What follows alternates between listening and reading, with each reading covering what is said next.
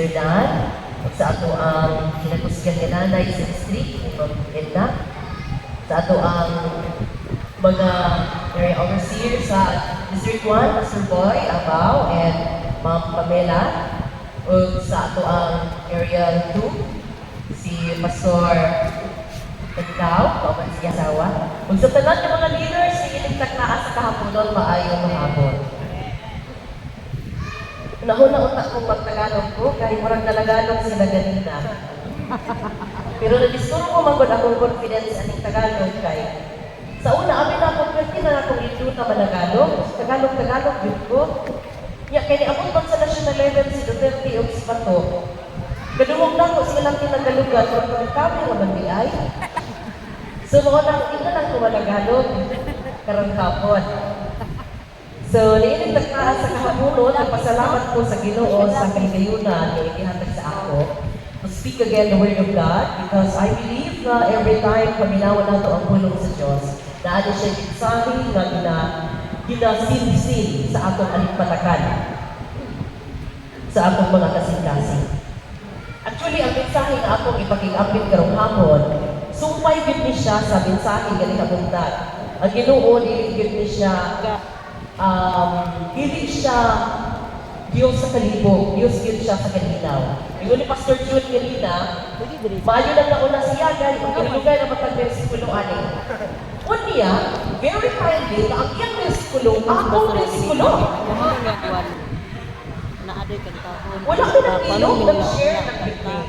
So, nag-focus ko sa verse 9. Dili na lang ako, pasahog na na, tungkol kay nabasa ka ng iyang kanila. So, dito siya na paagi sa Ginoo, tungkol kay subaybayan nato ang dagan sa mensahe ng iligang daw. So, ako lang ihatagan o dugang emphasis na ato ang tema na nagayon, co-laboring with God to fulfill His plans and purpose. So, tungkol kay pareha man may o versikulo or teksto ni Pastor June, ang Ginoo daghan siya mapaagi sa pagpadayag sa iyang tulong. So, babasa lang po sa 1 Corinthians 3 verse 9. Basahon sa nako ni siya sa nakalain-laing translation, sugod na King James, NIV, tapos tanaw na sa Binisaya na King James Version. Ingon siya din sa King James Version, sa English translation, for we are laborers together with God. Ye are God's husbandry, ye are God's building. Ang NIV translation na ingon, for we are co-workers in God's service. You are God's field, God's building. Ang King James Cebuano na ingon, kay kami mga masig ka magbubuhat sa Diyos. Kamo umak sa Diyos, ang balay sa Diyos. Mag-ampun ta. Dagat salamat Ginoong Diyos na ikaw kauman mo, kung kanunay kang nagapanglingkod, kanunay kang nagapahinsog sa among espirituhan ng pinabuhi. Aron ampi kami sa pagpangalagan, aron Ginoong Diyos ang mugulak sa among mga bakbak, puros pagdayeg, puros pagtuo, tungod kay ikaw Ginoo, mauman ang gandahog sa among pinabuhi. As we ponder your words this afternoon, salamat Ginoo sa atong mga revelation na kini Ginoong Diyos makahatag o pagparo diya sa among Kristohanon nga pagtuo. Kini among pag-ampo sa ngalan ni Ginoong Hesus. Amen.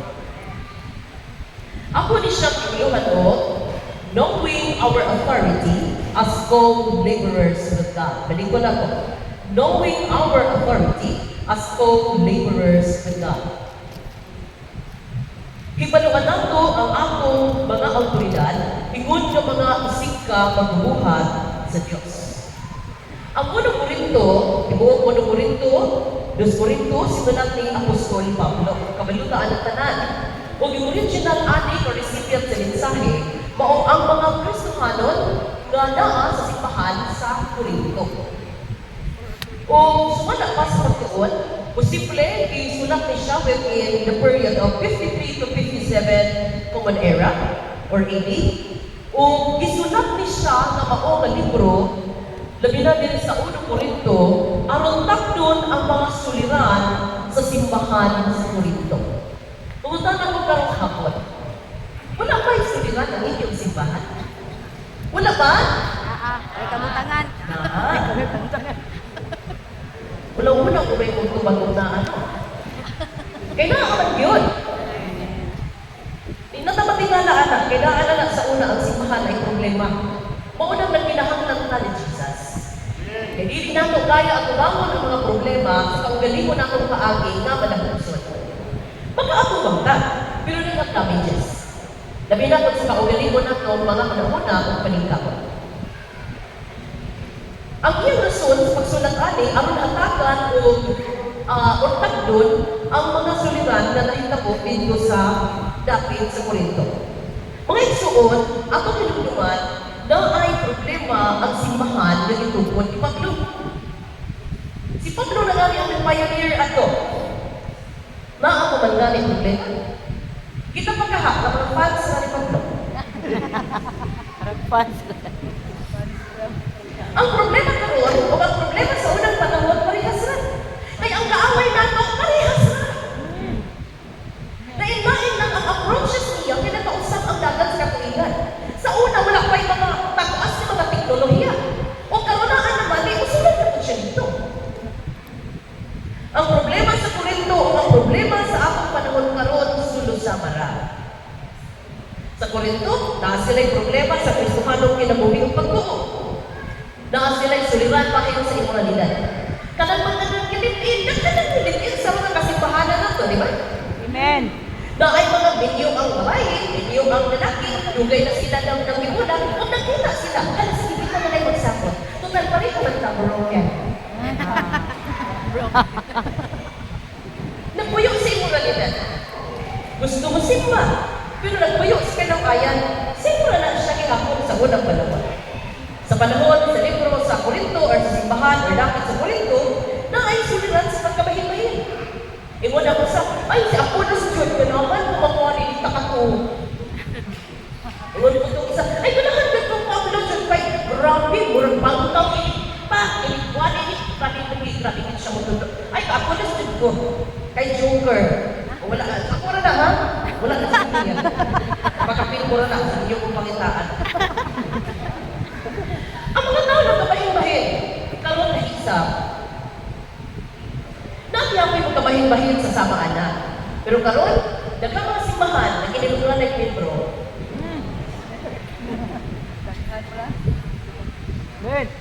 Bato-bato sa langit, ang tamaan, iko. Na ay leadership issues. O mauna siya nga doon ay letter para nga tudluan sila. Ang leader, ang mga laborers diya sa ikariang sa Ginoo, dili nang ikaw ang saksi, maminaw, paminaw sa balita nga, nag-ipabatlong na dahil dito, like Paul, doon na may courage, doon na may authority, na mabatlong o mutudlo sa ilahan. That's why ang atong kinisbutan karon is the authority of the laborers, or our authority as the co-laborers of God. Doon ang kaya autoridad. Hindi mo tapan na ang kaya autoridad. Na ang gani autoridad na Pilipino din hati sa kamagay na ayaw dito alam alala. Di ba gani kaliksan? Nga naman, na ay autoridad na naasa iya nga, nag-back up siya sa government.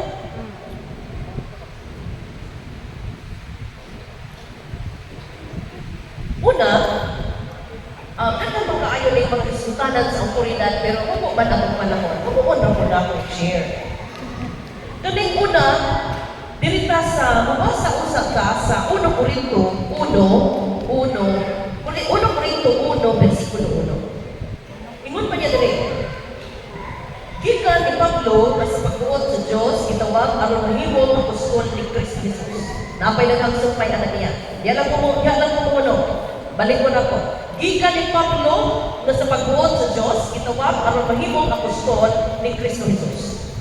Kini unang versikulo sa kapitulo 1 sa 1 Corinto, gisulat niya ang ingon ani to establish the source of this authority. Dili pwede magsulat-sulat ng sa Corinto o walang siklarang autoridad. In the name of what? Diba kita pag magbautismo na, may ngunong yun nga by the authority vested upon me by the International One Way Outreach Foundation Incorporated, kadang magkasal na ay mo anak. Na naman, magbigay na siya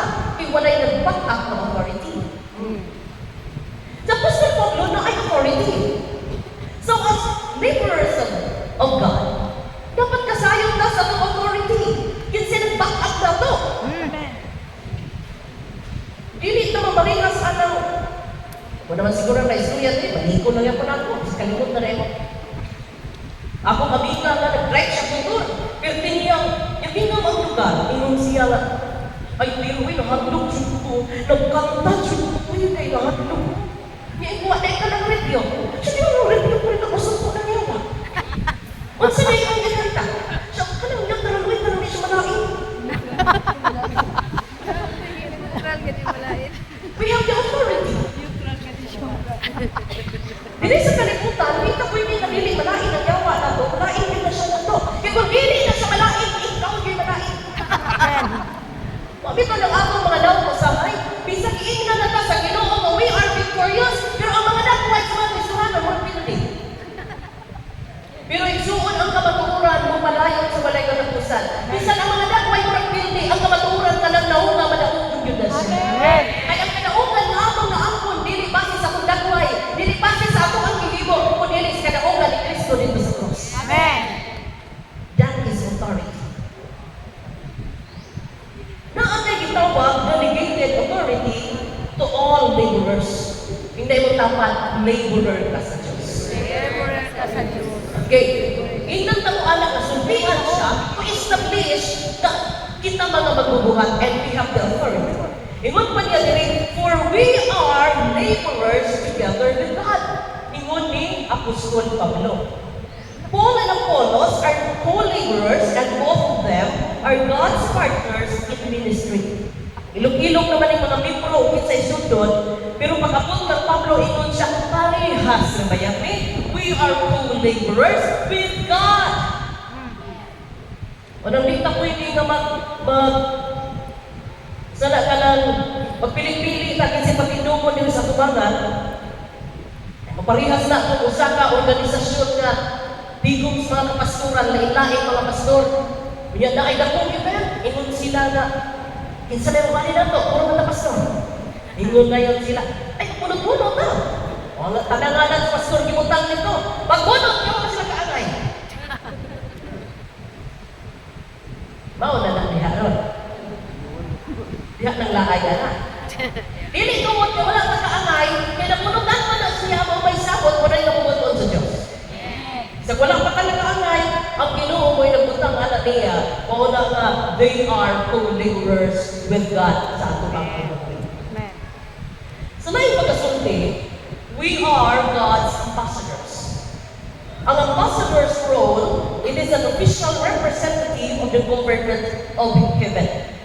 Ang Diyos na sa langit, ikaw ako na sa kalibutan. Kita ang iyahang gitawang official representative sa iyahang panggamhanan. Diba? Na ay mga okasyon ang mga barangay na to. Diba ang ilang imbitaron? Si gobernador, si mayor, si konsihal sa lungsod, tapos busy man si gobernador, magpadalang representative. Yung ako na yun siya dito, bisag na matikoy na siya, pero ano na po yung manakay? Hindi pa na naman na siya. Hindi nato pwede yaman-yaman. Same true with our role. Si Ginoong Jesus, physically, spiritually, naa siya sa langit. Buhi siya sa atong mga kasing-kasing. Ang pandili na siya pwede makihistorya o digli sa ato. O kita, ang meron sa kalimutan, kita ang makihistorya sa mga katawhan dito. We are His ambassadors. Kita ng mga magtotoo nagpupun sa autoridad ng mensahe sa Diyos sa kalibutan. Diba? Juan Anunosi, nag-inon? Kaniya, siya nga may dapat